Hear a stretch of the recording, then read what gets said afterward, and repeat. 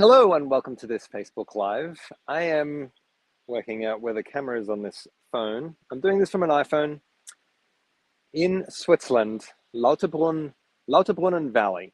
It is an incredibly beautiful place here. We've been here a number of times beforehand. So you're going to hear birds in the background. You're going to hear, this is a stream. This is a river. I know the exposure is quite high at the moment. It's very bright down there. And welcome to this Facebook Live about including entities in your life, the magic of including entities in your life. And I'm actually so pumped about this topic because it's given me so much, like acknowledging entities in my life, facilitating other people to acknowledge entities in their life, and the recognition when they are aware of entities, how to deal with them, using the tools of talk to the entities, and the difference that that creates in people's lives is incredible. And for me, this continues. I travel a lot with Shannon, my wife, in a lot of different places, and it's such a trip to recognize how different the entity realities are in all these different places. Like, first of all, you have different cultural realities, which are intertwined with entity realities. You have social realities, land, like how the earth is different and how people have responded to that over like hundreds and thousands of years, and the way places are built in these different countries. And entities sort of infuses all of these areas because it always has an impact. So let me clarify a little bit about that, since I seem to be talking about the traveling and the different countries and so forth, and the different entity realities that exist in different countries. So, for example, in Asia and India, there is a very different entity reality than there is in the Western world, the way they relate to the entity world. And you see this very clearly when they do offerings, when they do, they have their little prayer tables for ancestors and for other beings and all that sort of stuff. And they do sacrifices or offering sacrifices. I guess sacrifices is probably more in the olden days, but they do a lot of offerings. For example, when we're in Bali, the Hindu religion does a lot of that. I mean, everywhere you see these palm leaves and these different flowers that they specifically grow as offerings, and they have incense, and then you see the stuff laying all over the street as well, because they're doing it daily. So that's a particular form of spirit reality that they have over there, right? So they talk to their ancestors, they believe in their ancestors, and they give their ancestors a very particular power and stature in their society. So in the West, it's very different. So Asia is very diverse and they deal with things very diversely, but generally there is a acknowledgement of spirits. And on top of that, then there's a whole bunch of points of views and conclusions, and, like entities are more powerful is like one of the points of views that they generally have over there. And then, you need to be good to the entities, you need to do what they want, all that sort of stuff. In the West, there's a very different reality where people are basically in denial. They're sort of like, no, ghosts don't exist because science says that ghosts do not exist. Okay? And also the Catholic religion has done a lot of stuff about excluding entities into this different realm. Rather than everybody is aware of entities, they're like, no, it's angels and demons, and there's good and bad, and they've linked that with all the judgment that exists. Well, that doesn't exist, but that they make exist in this reality for people. And that creates a separation between people and entities, and just the communication that's possible, the cooperation and the receiving, and that's possible there, and the contribution generally. Now we hear helicopters. This is also very common in Switzerland, so I hope that you can still hear me okay. And hello everyone who's joining. I see a few messages there. Thank you so much. So awesome that you guys are connecting with this possibility of including entities in your life. Okay, so very different cultural realities with entities. So no matter where you live, where you come from, you know, what your history is and your family's history is, recognize that there is so many points of views, and no matter what culture you're coming from, about like the separation between the living, people that have bodies, entities that have bodies, and entities that do not have bodies. And then also the recognition that there is, entities is a huge umbrella term, and underneath that umbrella term for beings without bodies is a huge diverse landscape and kingdom of different types of entities.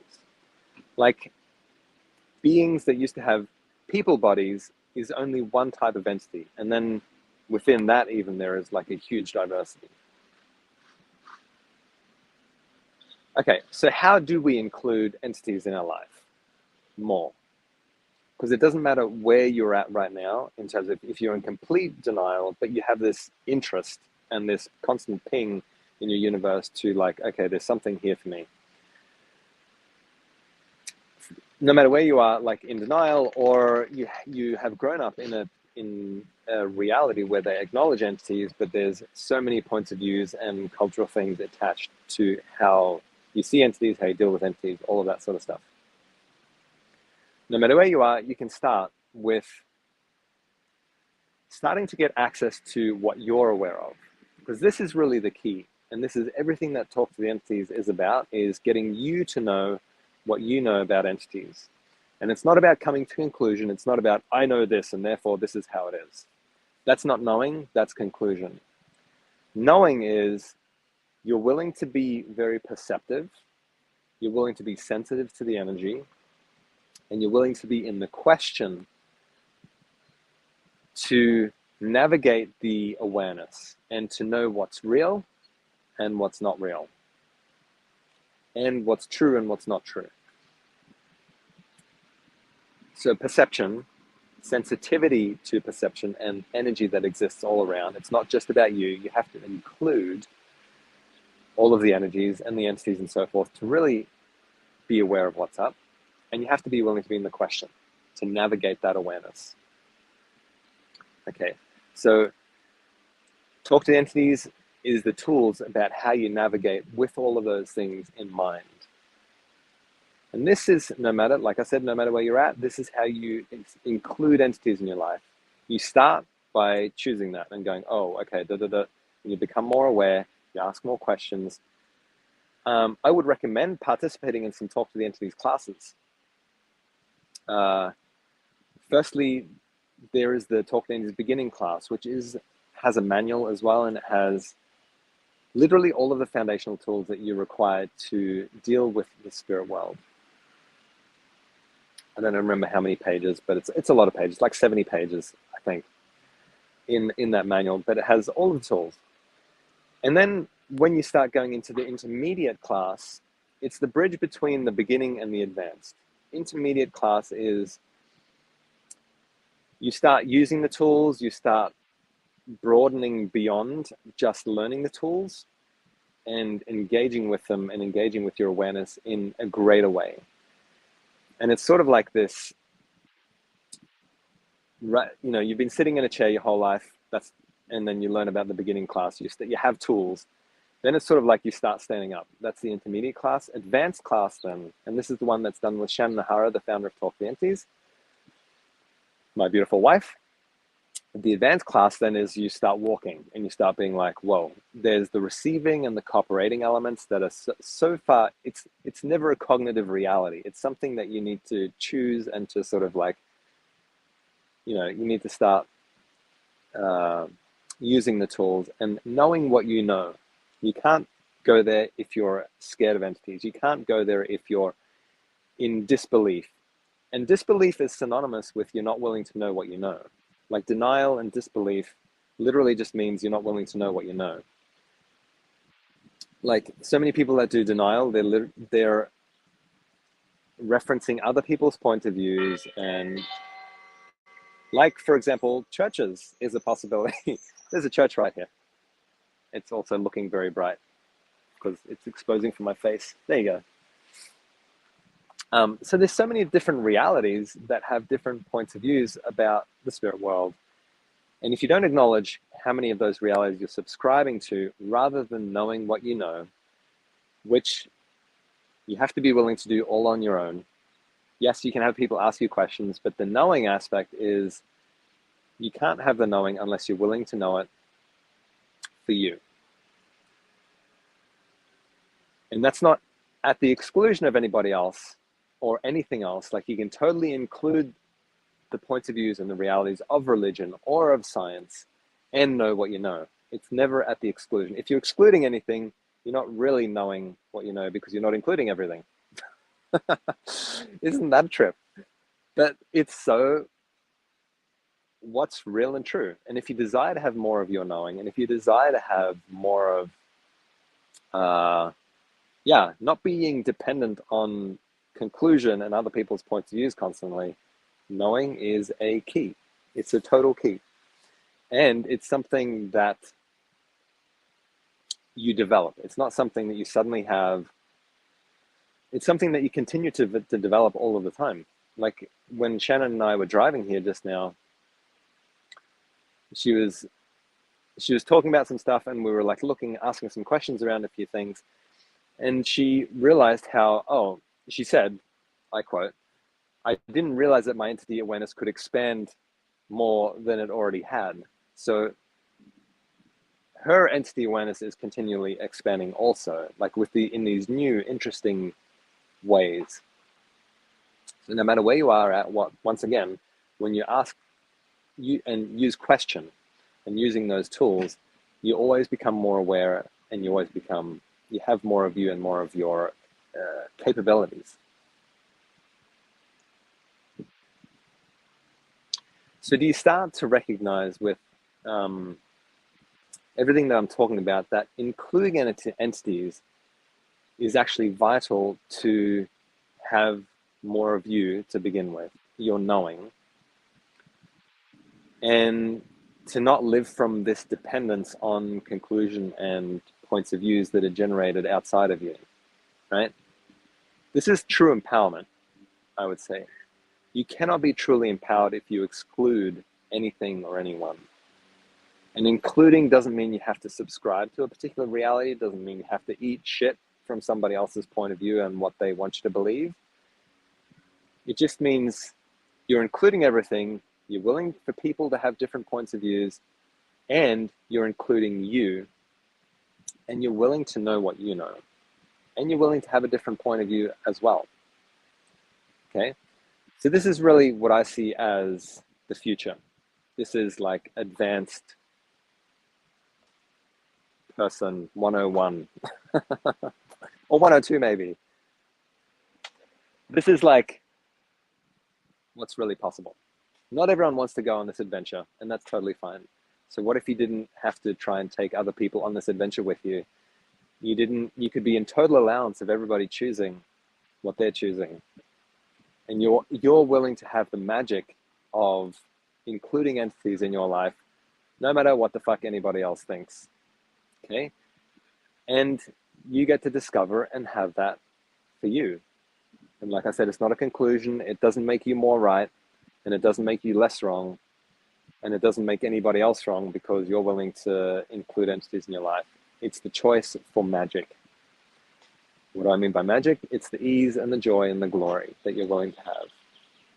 By the choice for greater, by the willingness to have greater. And not